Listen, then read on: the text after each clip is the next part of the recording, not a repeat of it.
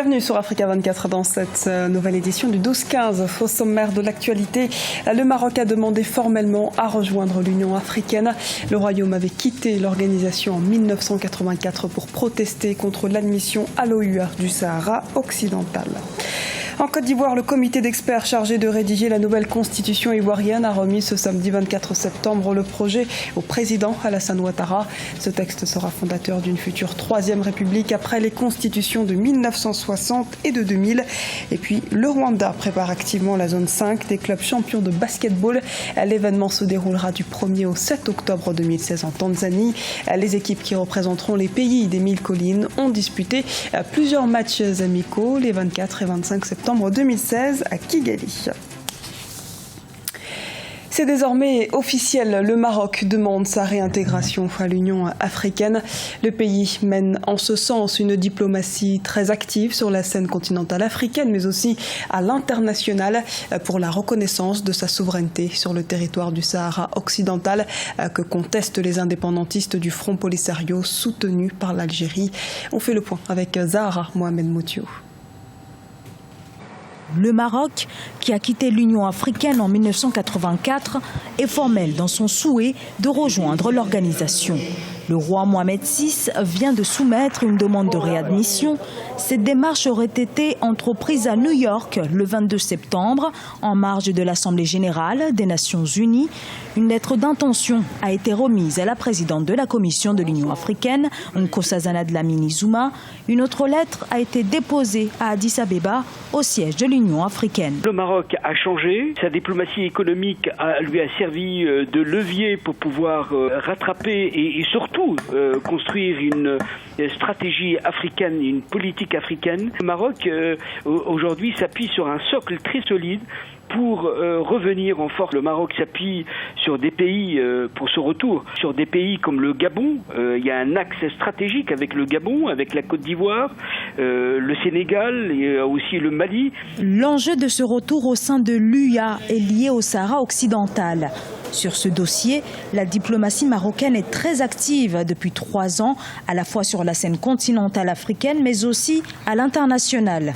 Objectif pour le Royaume, convaincre les 53 États membres, les uns après les autres, de sa souveraineté sur le territoire du Sahara occidental, ex-colonie espagnole annexée en 1975 et dont le Front Polisario, soutenu par l'Algérie, réclame un référendum d'autodétermination. Aujourd'hui, il y a 28 pays déjà qui ont constitué un appel pour l'exclusion de la RASD. Et puis, il y a un affaiblissement aujourd'hui sur la scène internationale. Il y a beaucoup de gens voient dans ce problème une question très artificielle. Cette démarche d'adhésion du Maroc devrait être examinée lors du prochain sommet de l'Union africaine en janvier 2017 à Addis Abeba. Pour les Marocains, ce rendez-vous est d'une extrême importance dans la mesure où Nkosazana Dlamini Zuma est connu pour ses positions favorables au Front Polisario. Le calme règne à Libreville, la capitale du Gabon, depuis la validation par la Cour constitutionnelle de la réélection du président Ali Bongo Ondimba. L'activité semble avoir repris malgré la fermeture de quelques boutiques. Le chef de l'État, rappelons-le, propose un dialogue national quand dans un même temps, Jean Ping, chef de file de l'opposition, appelle ses partisans à rester mobilisés. Jean Ping refuse le verdict de la Cour constitutionnelle et se présente toujours comme le président élu. Et c'est dans ce contexte que c'est mardi 27 septembre sera investi le président réélu Ali Bongo Ondimba. Africa 24 vous fera vivre la cérémonie d'investiture en direct du Gabon avec l'ensemble de nos envoyés spéciaux. L'avant-projet de la nouvelle constitution est entre les mains du président Alassane Ouattara en Côte d'Ivoire. Le comité d'experts chargé de rédiger la nouvelle constitution ivoirienne a remis au chef de l'État ce samedi 24 septembre le projet de la nouvelle loi fondamentale. Les précisions de Déou Gracia Sekpodo. C'était l'une de ses promesses de campagne avant sa réélection en octobre 2015. Le chef de l'État ivoirien, Alassane Ouattara, tient à la tenue d'un référendum sur le projet de nouvelle constitution. Samedi 24 septembre 2016, il a réceptionné le document élaboré par un comité d'experts qu'il avait mis en place en mai 2016. Les textes proposent entre autres aux Ivoiriens la création d'un Sénat dont un tiers sera nommé par le président en exercice, tandis que les autres seront élus au suffrage universel, la création d'un poste de vice-président ou encore la clarification ou la suppression de l'article 35 concernant l'ascendance et les origines d'un candidat à l'élection présidentielle. Notre pays doit être en effet doté d'une constitution moderne, consensuelle, impersonnelle et à l'épreuve du temps. Les échanges que nous avons eus tout au long de ce processus me donnent l'assurance que l'avant-projet de cette nouvelle constitution préserve les droits et les libertés de chaque Ivoirien, quel qu'en soit son rang social, ses origines, son ethnie et sa religion. Depuis le démarrage du processus, le président Alassane Ouattara tente de rassurer les Ivoiriens et de négocier un consensus sur le nouveau texte avec la classe politique. Mais certains Ivoiriens sont contre le projet qu'ils jugent antidémocratique. L'opposition réclame un débat constitutionnel rassemblant toutes les couches de la nation. Certains acteurs de la société civile demandent un report du référendum, estimant qu'une importante proportion de la population ivoirienne est peu informée du projet ou s'interroge sur sa pertinence dans le contexte politique actuel. Nous sommes en campagne actuellement par rapport à la démarche du chef de l'État. Nous ne sommes pas d'accord avec la procédure dirigiste précipité. Il n'y a pas eu de débat, il n'y a rien. C'est la volonté du chef de l'État qui le veut imposer aux Ivoiriens. Donc nous ne sommes pas d'accord.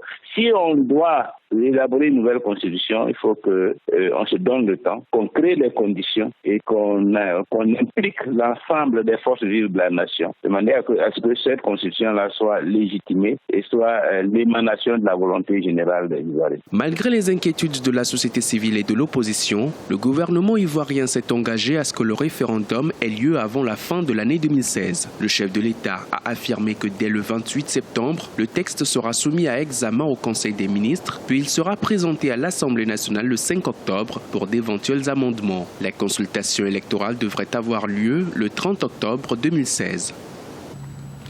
La zone 5 des clubs champions de basketball se déroulera du 1er au 7 octobre 2016 en Tanzanie. Le Rwanda sera représenté par 3 équipes, lesquelles ont disputé les derniers matchs amicaux du 24 au 25 septembre 2016 à Kigali afin de mieux aborder la compétition. Un reportage à Kigali d'Olive Adjakotan, notre correspondant.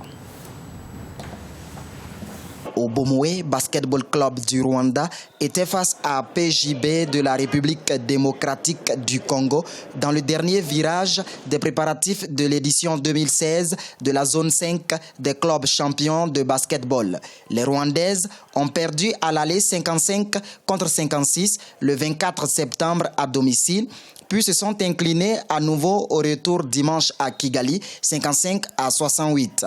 La seule représentante rwandaise chez les dames a donc enregistré 2 défaites en autant de rencontres amicales. Les matchs amicaux, c'est matchs amicaux. Il y a des équipes qui gagnent dans les matchs amicaux. Dans les tournois, quand ça arrive, ils perdent. Mais nous, c'est pas ça. On a perdu, c'est une leçon, mais on doit gagner à la fin. Patriotes et Espoir Basketball Club sont les équipes masculines qui défendront les couleurs rwandaises à l'édition 2016 de la zone 5 des clubs champions de basketball. Les 2 formations ont préféré s'affronter dans une série de matchs amicaux les 24 et 25 septembre 2016 à Kigali. Patriote a dominé la première rencontre 61 contre 54, mais Espoir Basketball Club a su prendre sa revanche dans le second match 59 à 56. On est content de jouer la zone 5 pour la première fois. On doit pousser, on doit montrer que nous sommes des champions. On veut aller jusqu'à la finale. 17 clubs de basketball de 5 pays prendront part du 1er au 7 octobre 2016 à Dar es Salaam en Tanzanie à l'édition 2016 de la zone 5 des clubs champions de basketball. Il s'agit du Kenya, du Sud-Soudan, du Rwanda, de l'Ouganda et de la Tanzanie. Football à présent, les Sud-Africains de Mamelodi Sundowns ont battu ce 24 septembre les Zambiens de Zesco United 2-0 et les Marocains de Wydad Casablanca ont battu les Égyptiens de Zamalek 5-2. Finale de cette Ligue des Champions le 14 octobre et retour. Le retour se tiendra le 21 octobre 2016. Du côté de la Coupe de la Confédération, les Congolais du TP Mazembe ont fait match nul ce dimanche avec les Tunisiens de l'Étoile du Sahel 0-0. L'autre demi-finale avec FAT Union Sport a fait match nul également 1-1 face aux Algériens de Béjaïa. La finale de la Coupe de la Confédération opposera le TP Mazembe de la RDC au Mouloudia Olympique de Béjaïa d'Algérie. La finale aller se jouera le 28 octobre et la manche retour est prévue le 4 novembre 2016. Ce journal a été réalisé par l'ensemble de la rédaction. Nous vous remercions pour votre fidélité. Dans un instant, une nouvelle édition de l'actualité sur Africa 24.